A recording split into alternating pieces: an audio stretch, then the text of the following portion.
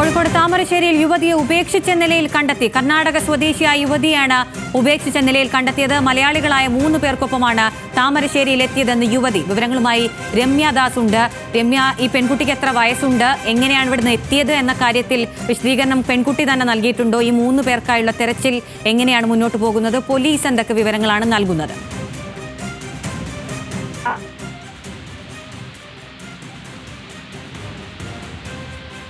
ഈ യുവതിയെ അവസ്ഥനിലയിൽ കണ്ടെത്തുന്നത് കർണാടക സ്വദേശിയാണ് യുവതി എന്നാണ് നമുക്ക് മനസ്സിലാക്കാൻ സാധിക്കുന്നത്. ഈ ശാലിനി എന്നാണ് ഇവരുടെ പേരുള്ളത്. ഈ 3 മലയാളികൾക്കൊപ്പമാണ് ഇവർ ഇവിടെ കാറിലെത്തിയതെന്നാണ് ഇവർ മൊഴി നൽകിയിട്ടുള്ളത്.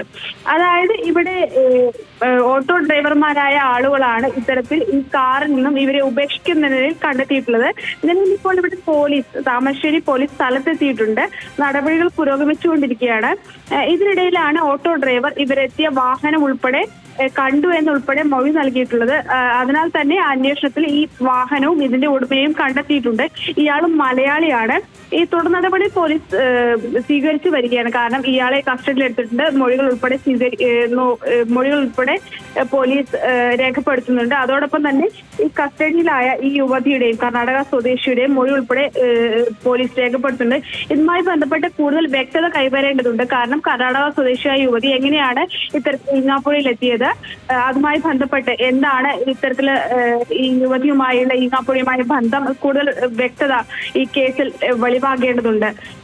ഇത് വരും നിമിഷങ്ങളിൽ വെളിവാകും എന്നുള്ളതാണ് നമ്മൾ വിശ്വസിക്കുന്നത്. ഇതുമായി ബന്ധപ്പെട്ടുള്ള തുടർ നടപടികൾ പോലീസും സ്വീകരിച്ചു വരികയാണ്. താമരശ്ശേരി പോലീസാണ് നിലവിൽ ഇവിടെ എത്തിയിട്ടുള്ളത്. ഇതുമായി ബന്ധപ്പെട്ടുള്ള കോഴിക്കോട് താമരശ്ശേരി യുവതിയെ ഉപേക്ഷിച്ച നിലയിൽ കണ്ടെത്തിയിരിക്കുന്നു. കർണാടക സ്വദേശിയായ യുവതിയാണ് ഉപേക്ഷിച്ച നിലയിൽ കണ്ടെത്തിയിട്ടുള്ളത്.